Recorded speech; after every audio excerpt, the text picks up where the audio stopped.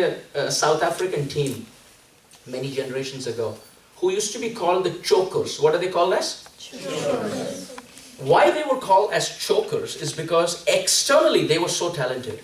Every World Cup they would come up to the semi-finals. They would come up to the finals. Externally perfect. They had the right batting lineup. They had the best bowling. They had the best wicket keeper. Everything picture perfect. But they had this psychological mindset. As we get into the top 8, top 4, top 2, they would choke under pressure themselves. And they would end up losing a winning game. All the time. So that team was called as the chokers. Not because of an external push, but because of breaking down under pressure.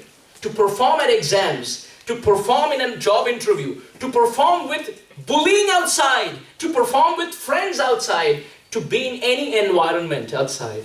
It's very important to have a positive mindset. Can you move all the sharp rocks on the street? Can you go around and keep it aside? You can't. But just by wearing shoes, you protect yourself. So moving the stone-like problems outside is impossible. But by having a shoe which protects the mind, which is the Bhagavad Gita, which is a spiritual practice, which is chanting the holy name, which is meditation, which is going to the temple with spirit, it protects our consciousness. It doesn't change the circumstance, but it protects the consciousness. So therefore, as a take-home message, we are part of this program. We are part of a spiritual culture. We read Shastra and we build temples to give everybody an opportunity to purify and cleanse the environment within.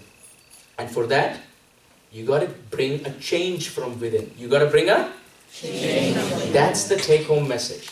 What is the take-home message? Change. What is that change? C stands for chanting the names of Krishna. If you chant the names of Krishna, very good. H stands for hearing the messages of the Gita. What is the next letter in the word? A. It's very important to associate with like-minded people who want to get the same goal.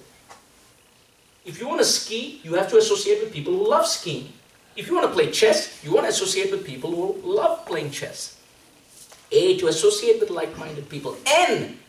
To negate the negatives. Things which are not good for our path, we give it away.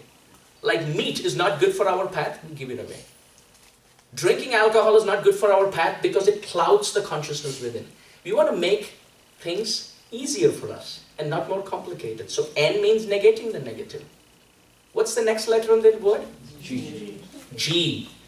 G means on this path we need a person who can guide us. That is the position of Guru. And with E, you experience the sweetness of spiritual life. But it doesn't end there.